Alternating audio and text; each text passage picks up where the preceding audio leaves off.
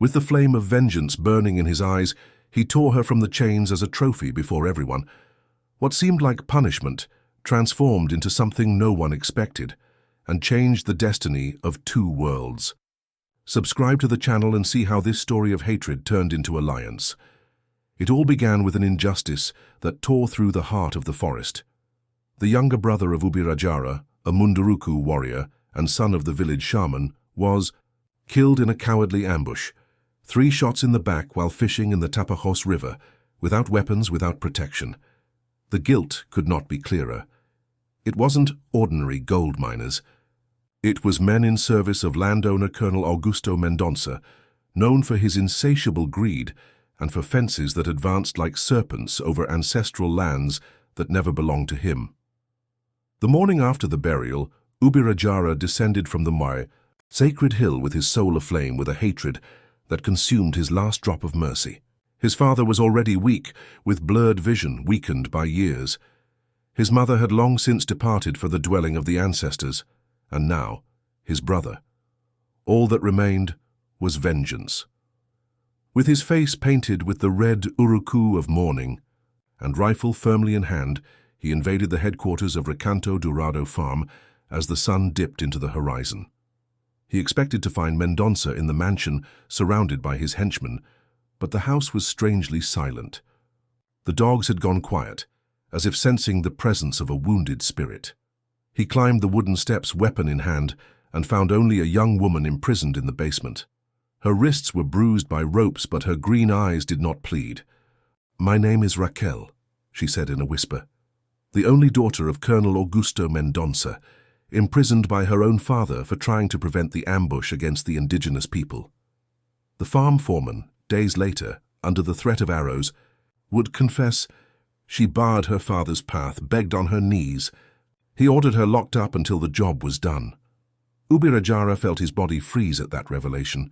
She was the murderer's daughter, but she was also a victim. Innocent. Instead of taking her life, as the code of retribution demanded, he took her with him to the village. He told the elders she was a trophy, a symbol of power, proof that the enemy could be humiliated. "She will be my companion. Let everyone know that the blood of the white man now bows to our land." The community was divided. Some agreed in silence. Others looked on with deep suspicion. Raquel did not resist. She walked without protest, and during the first week she remained in complete silence, eating little, observing much. But she listened. She listened to the stories whispered among the women as they wove, the crystalline laughter of children playing with bamboo bows, the songs during healing rituals. She began to help without being asked, washing clothes in the river, sorting seeds, fetching fresh water. She did it in silence, without expecting thanks or recognition. Ubirajara's grandmother, Donna Jurema, an almost blind elder who conversed with the birds of the forest, fell ill with mysterious fevers. None of the young women wanted to approach her, fearing a spell or curse. Raquel volunteered without hesitation. She spent days by her side, placing herb compresses on her forehead, combing her long grey hair, learning to translate her murmurs with the help of a 7-year-old girl named Iara, who had lost her parents in a previous conflict. The old woman, who no longer saw the world with her body's eyes, began telling anyone who would listen. "This girl speaks with her heart, and the heart knows all the languages of the world." Ubirajara observed everything from a distance, with a mixture of curiosity and distrust. The initial hatred began to transform, not out of compassion, but out of a silent respect that grew like a deep root. Raquel did not beg forgiveness for her father's sins. She simply acted differently. She didn't demand to be accepted. She built her own place, day after day, gesture after gesture. As the moons passed, she learned simple words. In the Munduruku language, she began to embroider sacred tribal symbols on children's clothes, to listen to the dreams of wounded warriors, translating into words what many could not express. When little Piata, the chief's grandson, fell ill with a fever that no forest remedy could cure, it was Raquel who recognized the symptoms. She had seen the same disease in the city and knew they needed medicines from the whites. Without asking permission, she disappeared at dawn. Ubirajara, upon discovering this, thought she had fled back to her father. He felt a mixture of anger and, surprisingly, abandonment. But before they could organize a search, she returned, exhausted, with the necessary medicines. She had walked 15 kilometers to the nearest health post, trading her own jewelry for the medications. "How did you convince them?" asked Ubirajara, suspicious. "I didn't convince. I paid the fair price. My father taught me that everything has a price, even life." The boy, Piatin, was saved. And on that day, something changed in the way the community looked at the honey-haired girl with hands now calloused from village work. She was no longer just the enemy's daughter. She was someone with her own name and place among them. When the deadline given by Colonel Augusto expired, 3 moons, to return his daughter or face the consequences, Raquel showed no fear. Instead, she asked to speak at the council meeting, something unprecedented for a non-indigenous woman. "If you hand me over, my father will come with even greater force. It's not me he wants back, but his wounded honor. I know the men who work for him. I know how many they are, what weapons they possess, and when they will attack. Let me help protect the children." Chief Tupa, a man of few words and great wisdom, asked the question that hung in the air. "Why would you betray your own blood?" Raquel looked at Iara, the little orphan who now followed her like a shadow, and replied, "Because blood isn't just what flows in our veins. It's also what we shed together."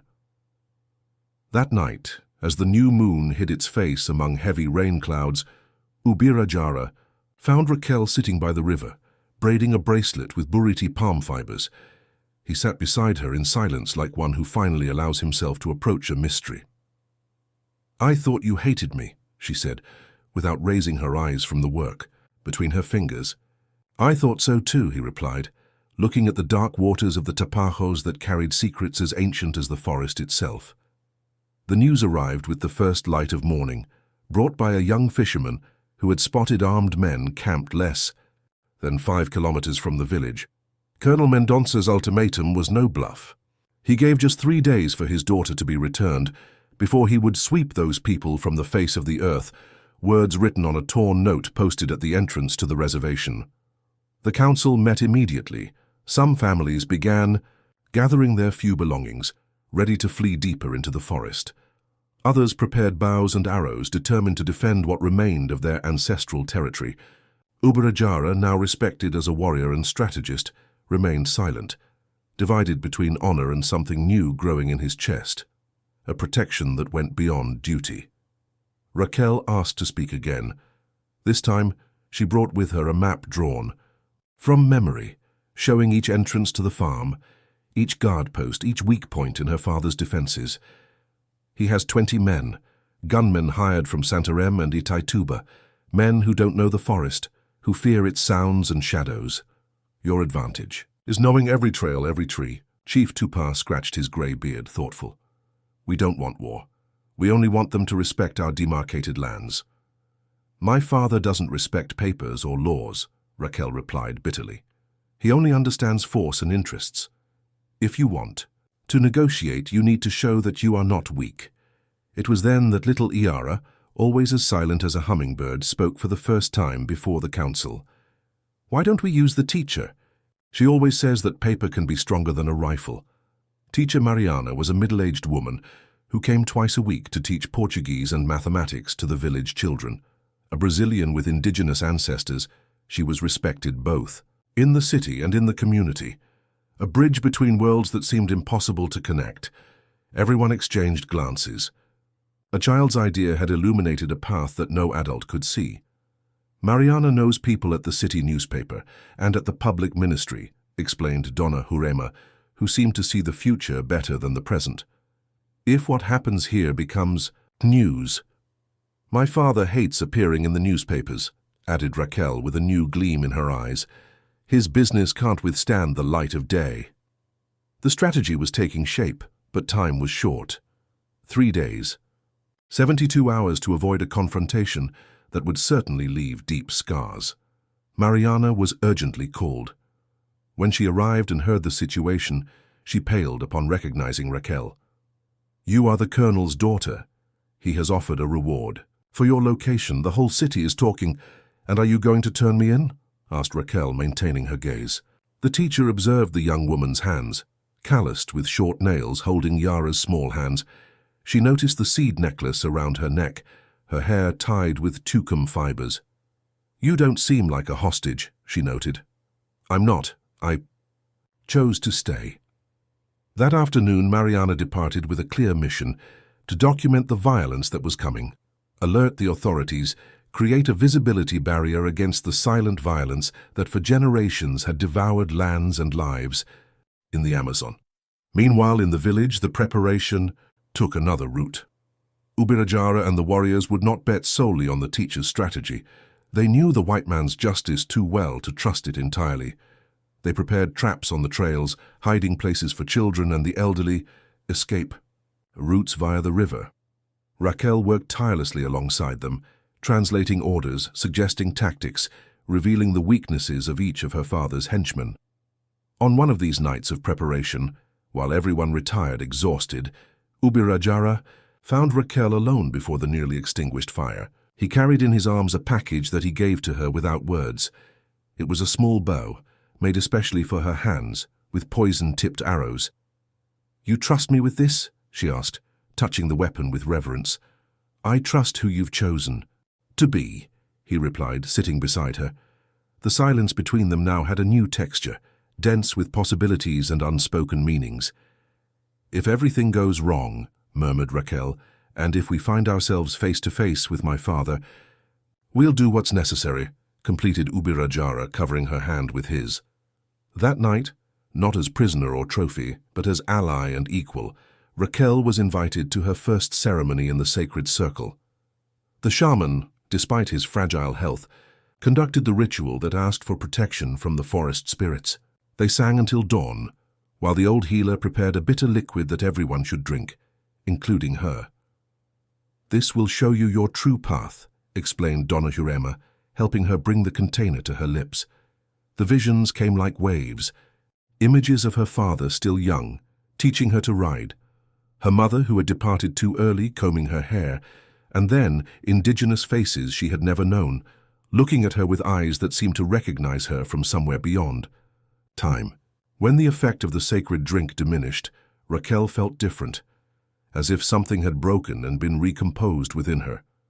At her side, Ubirajara also awakened from his own visions, his face marked by silent tears. Their gazes met with new depth. The next day, the second of the three granted by the ultimatum, teacher Mariana returned accompanied by a journalist from the capital and a federal prosecutor. Their presence was like a fragile but visible shield. The journalist photographed the community, recorded testimonies, documented the marks of previous violence on bullet-riddled trees and homes burned in past conflicts. The prosecutor, a thin man with round glasses and iron determination, took detailed notes on each violation of rights.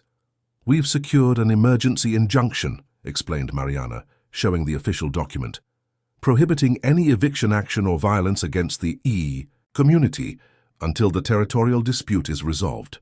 Paper, muttered one of the elders with distrust. Paper doesn't stop bullets. This paper does, assured the prosecutor, adjusting his glasses. If they violate this order, it's jail for everyone, including your father, he said, addressing Raquel with evident curiosity. The news spread quickly. The news spread. The national press had been alerted. Television crews were on their way. International organizations expressed support. The small territorial dispute in the Amazon suddenly gained unexpected spotlight. But while they celebrated this small victory, Ciara, who was playing near the river with other children, ran breathlessly to the center of the village. Boats!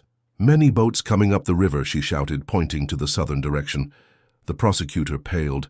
But the court order... My father was never one to respect orders, explained Raquel, already running to get the bow Ubirajara had given her. He prefers to ask forgiveness afterward, rather than permission beforehand. The sun was beginning its descent when they spotted the first vessel. They weren't just the colonel's men. There were police too, but not from the federal. Justice, rather men from private security disguised. known to serve the local powerful, all armed, all determined. The journalist positioned his camera, broadcasting live to thousands of people. The prosecutor was trying, by phone, to contact reinforcements. Teacher Mariana gathered the children to hide them in the forest. And at the center of that imminent storm, side by side, stood Ubirajara and Raquel, he with the rifle he had taken from the invaders months before, she with the small bow in trembling but determined hands. "You can hide," he offered, without taking his eyes off the river. "It's your father coming there." "My father died the day he ordered your brother killed," she replied, adjusting the first arrow on the bowstring. "The man coming in that boat is merely Colonel Mendonça." When the first vessel docked on the muddy riverbank, the sun created long shadows that looked like giants moving through the forest. The first to disembark wasn't just any henchman, it was Colonel Augusto Mendonça himself, a man of imposing stature despite his 60 years, grey hair combed back and an impeccable white suit, absurdly out of place in that Amazonian setting. His eyes, the same green as Raquel's, swept the clearing until they found his daughter. For a very brief moment, something like relief passed over his severe face. "Raquel," Colonel Mendonça's voice sounded strangely contained, almost gentle, as if he were before an audience that forced him to play the role of loving father. "Come home, daughter. This theater has gone on long enough." She remained motionless, the bow slightly lowered, but the arrow still in position. Beside her, Ubirajara kept the rifle pointed at the ground, a present but contained threat. The federal prosecutor stepped forward, document in hand. "Colonel Mendonça, this is a court order. You are prohibited from—" "Keep your papers, doctor," interrupted Mendonça with a dismissive gesture. "I'm only here to retrieve my daughter who was kidnapped by these—" He hesitated, conscious of the journalist's camera be by these people. "Nobody kidnapped me," Raquel's voice cut through the air like a blade. "I chose to stay." A murmur ran through the colonel's men. Some exchanged confused looks. Others adjusted their weapons, nervous. The colonel took 2 steps forward, completely ignoring the tension around him. "You're confused, daughter, probably under coercion, perhaps drugged by these savages. Come, I have doctors waiting in the city." Raquel let out a bitter laugh. "Doctors? Like the ones you sent to care for Ubirajara's brother after your men shot him in the back?" The colonel narrowed his eyes, the mask of civility slipping for an instant. "I don't know what you're talking about." "I know exactly what she's talking about." The voice of Foreman Jeremias emerged from behind the trees, surprising everyone. The man, who for years had faithfully served the colonel, walked with his hands raised in a sign of peace. "And I can testify." Colonel Mendonça's face contorted in an expression of fury and disbelief. "Jeremias, you miserable traitor." "I'm tired of carrying deaths on my conscience, boss," replied the foreman, positioning himself beside the prosecutor. "I told everything to the federal police about the indigenous boy, about the stolen lands, about the forged documents." At that moment, a second vessel approached the shore. They weren't more of the colonel's men, but rather genuine federal police, led by a commissioner with a grave countenance. The siege was closing, not around the village, but around Colonel Mendonça himself. The commissioner disembarked with precise movements, escorted by 6 armed agents. "Augusto Mendonça, you are detained for investigation of multiple charges of environmental crimes, invasion of indigenous lands, and aggravated homicide." The world seemed to freeze in that instant. No one breathed, no one moved. It was as if the forest itself held its breath, witnessing a historic moment after decades of silenced injustices. Then, in a quick and desperate movement, the colonel drew a pistol from the holster hidden under his jacket. He didn't point it at the police, nor at Ubirajara. He pointed it at Jeremias. "If I fall, you fall with me, you son of a—" The shot never came. An arrow cut through the air with deadly precision, hitting the colonel's arm before he could pull the trigger. The weapon fell in the mud with a dull thud. Mendonça's wide eyes fixed on Raquel, who was already positioning a second arrow, her hands perfectly steady now. "The next one goes through your heart, father," she said with terrifying calm. "Don't test my aim, I learned from the best." The colonel's detention happened amid a sepulchral silence. His men, without leadership and surrounded by federal forces, surrendered without resistance. The journalist continued filming, ensuring that moment of justice would be witnessed by the entire country. As they handcuffed Mendonça, he cast a final glance at his daughter, no longer of anger but of a deep perplexity, as if finally seeing something that had been before him his entire life. "Why, Raquel?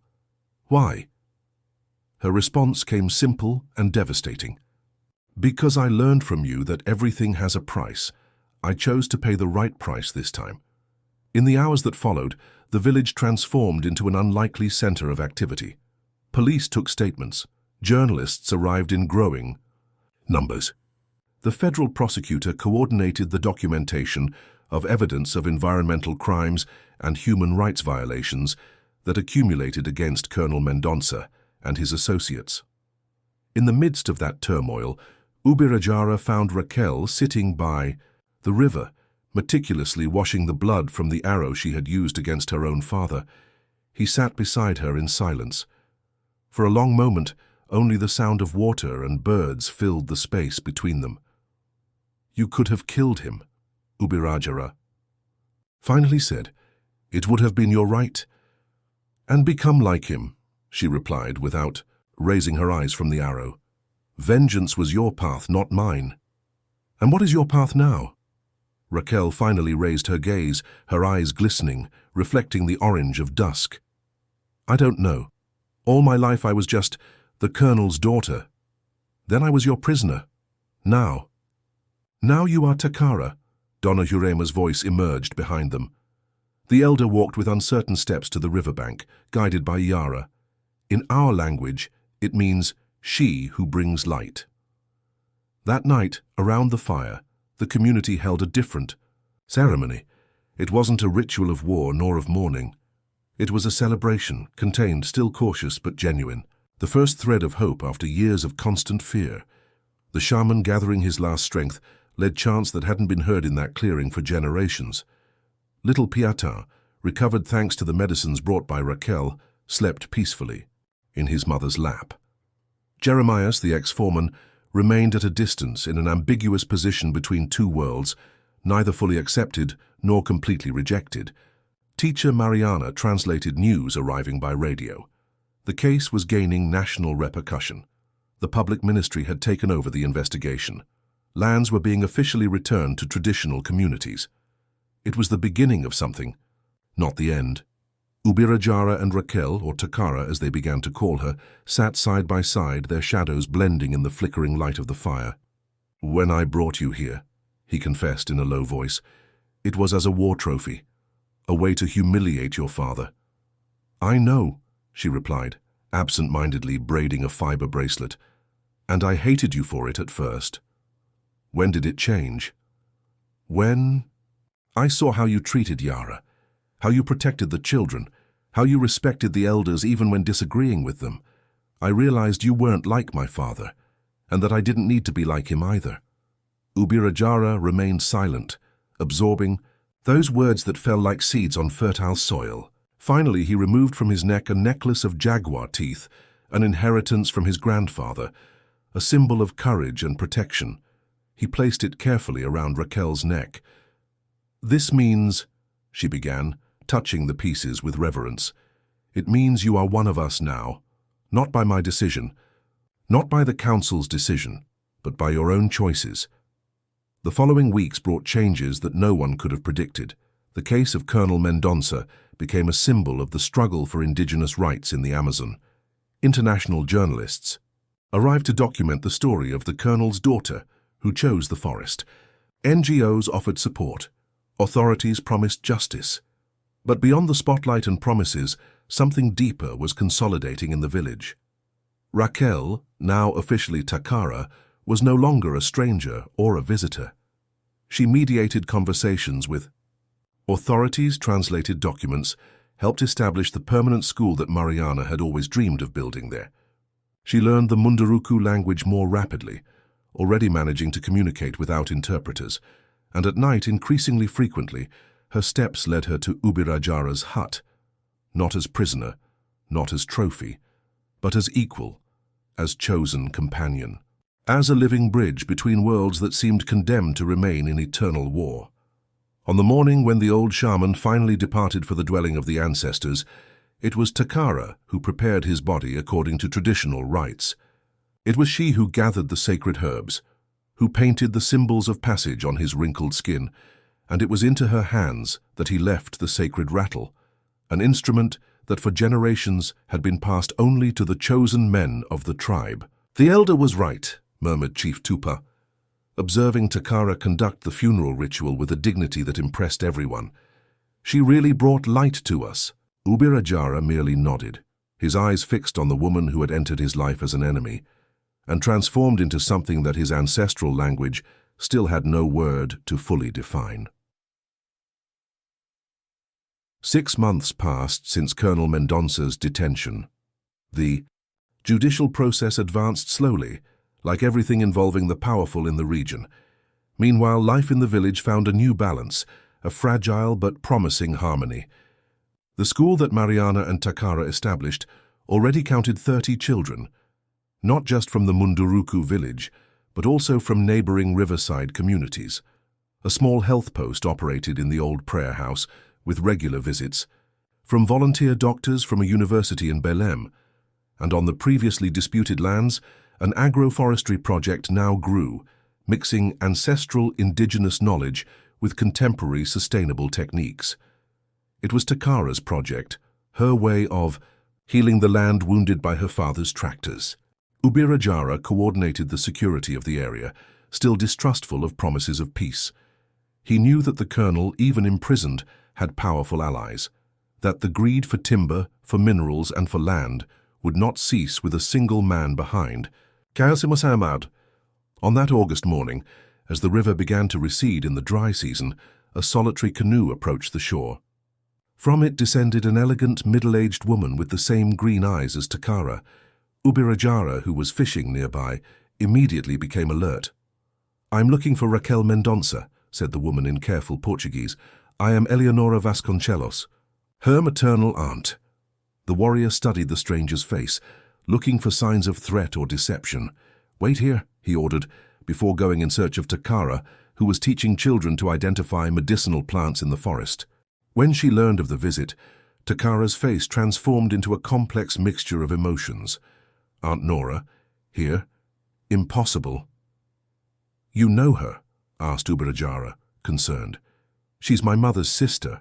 I haven't seen her since the funeral." She hesitated. "Since my mother's departure almost 10 years ago." The reunion at the riverbank was restrained, marked by the distance imposed by years and circumstances. Eleonora looked at her niece, barefoot, dressed in simple cotton clothes, the jaguar tooth necklace contrasting with her fair skin, her hair braided with colored fibers, like one contemplating an incomprehensible metamorphosis. "Your appearance has changed so much," she commented, unable to hide her bewilderment. Takara smiled, serene. "Inside, I've changed even more, Aunt." Eleonora explained that she had come drawn by confusing news. "The newspapers say terrible things about your father, about you. I came to confirm if you're well, if you need help." Returning to civilization. That word, civilization, fell like a stone between them. Takara felt its weight, the implicit judgment about her choice. "I am exactly where I should be, Aunt. More civilized than I ever was in my father's mansion." The conversation continued tensely, until they were interrupted by the sharp cry of a child. It was Yara who had fallen while playing, hurting her knee. Without hesitation, Takara ran to her, examined the wound, and extracted from a small bundle of leaves a dark green ointment that she applied with delicacy. She murmured words of comfort in Munduruku while bandaging the knee with a strip of clean cloth. Eleonora observed the scene, her gaze gradually transforming. "You care for them." It wasn't a question, but an observation filled with surprise. "They care for me," replied Takara, as Yara clung to her waist. "We are a family now." "And your father? Is he still your family?" The question hung in the air like dense smoke. Takara caressed Yara's hair before answering. "Family isn't just blood, Aunt. It's daily choice, it's presence, it's mutual protection." After this initial conversation, Eleonora was invited to see the village. Initially reluctant, she ended up accepting out of curiosity. What she witnessed in the following hours challenged all her preconceptions. She saw the school functioning, children learning Portuguese and Munduruku simultaneously. She saw the small improvised laboratory where Takara documented traditional medicinal plants, creating a precious inventory of ancestral knowledge. She saw the health post, where Western medical techniques complemented shamanic treatments. Most importantly, she saw the respect with which they treated her niece.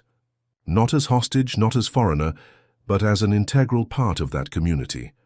"It seems you've found your place in the world," commented Eleonora during the community dinner, where she tasted with surprise a delicious fish broth with tucupi sauce.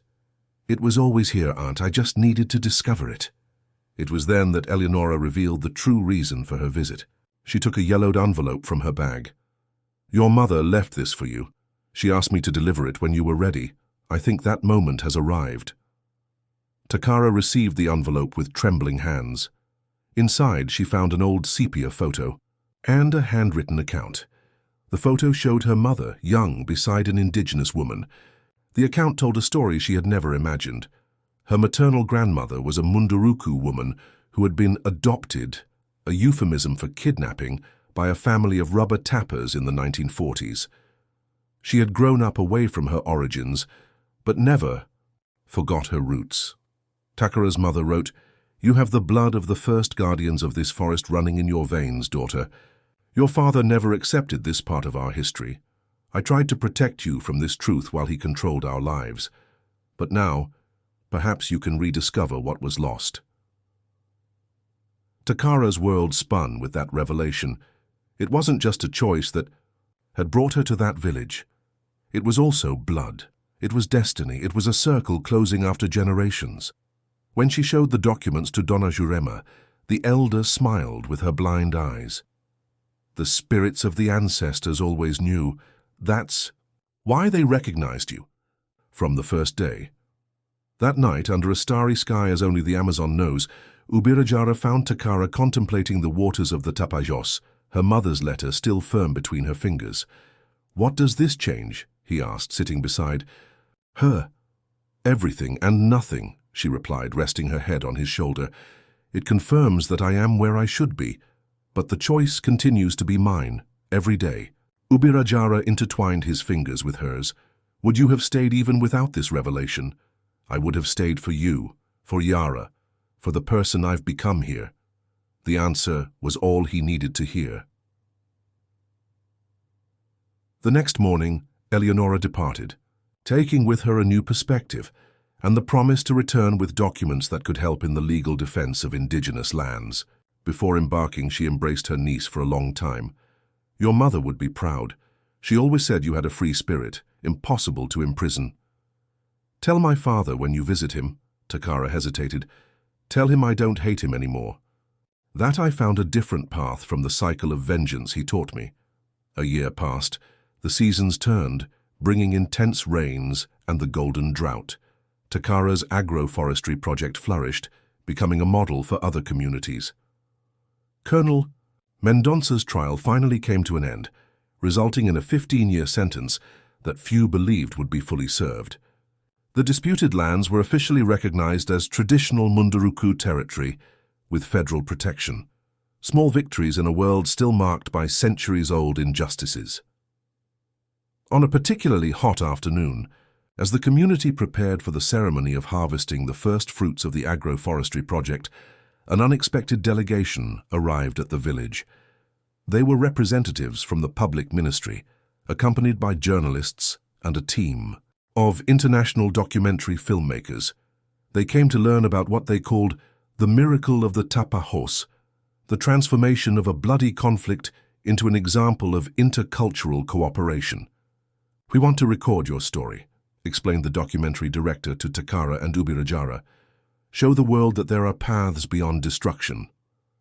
Chief Tupa, now older and wiser, convened the council to discuss the request. There were risks. In exposure, they knew well, but there was also the possibility of protecting other communities, of inspiring new alliances, of changing old narratives about forest peoples. "What do you think?" asked the chief to Takara, recognizing her ability to navigate between worlds. "I think our story can be a seed," she replied, with Yara sitting in her lap. The girl, now 8 years old, was no longer the frightened child who had lost her parents. She was a brilliant student at the village school, fluent in 2 languages, proud of her heritage. "A seed of what?" questioned one of the elders, still distrustful of foreigners. "Of hope," replied Ubirajara, surprising everyone with that unusual word on his typically austere lips. "Of a world where our children don't need to choose between tradition and future, where there aren't just victims and oppressors." The decision was made. They would allow the documentary, with clear conditions of respect and community control over the narrative. During the 3 months of filming, the village lived a different routine. Cameras documented the work in the agroforestry project, classes at the school, permitted rituals, the daily life that mixed tradition and adaptation. At the center of this documentation, inevitably, was the story of Takara and Ubirajara, the improbable love born of conflict, the bridge between worlds that seemed irreconcilable. "How do you define what you feel for him?" asked the director to Takara during one of the many interviews. She smiled, searching for the right words. "In Portuguese, I would say it's love. In the Munduruku language, we use Ibasayu, something that means the one who walks by my side when all paths are difficult."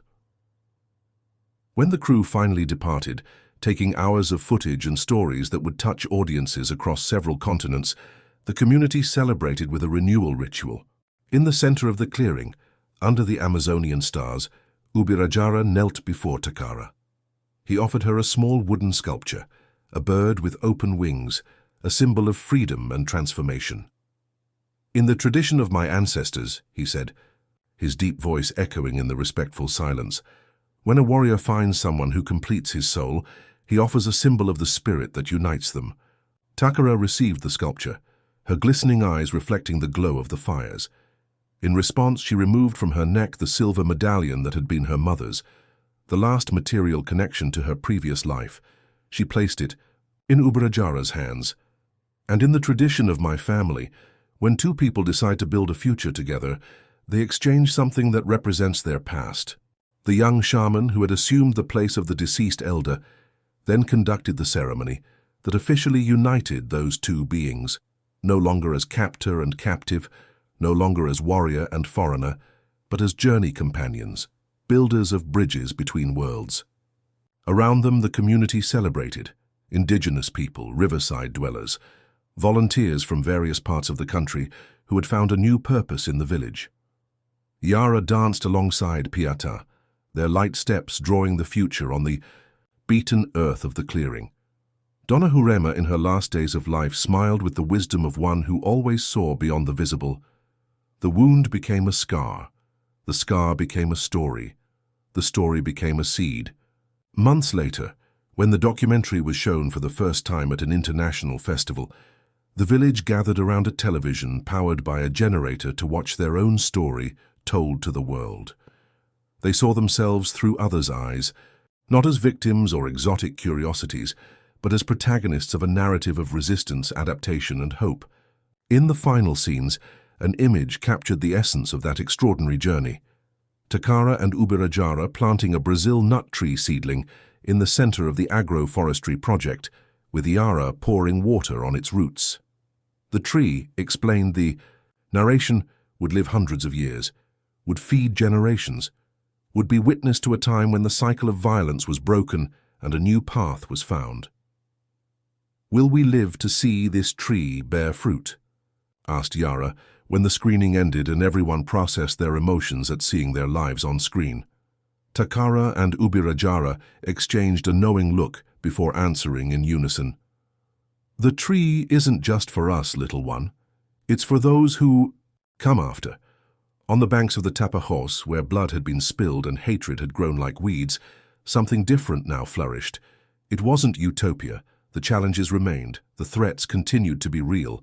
The past had left marks, too deep to be completely erased. But it was a beginning. A story that deserved to be told. an example that even in the most unlikely circumstances, the human heart could find paths beyond vengeance. One day, promised Takara to Iara, as they watched the sunset tint the river, "Golden, we will tell this story to your children, so they know that we don't always need to repeat the mistakes of those who came before us, that we can choose a different path."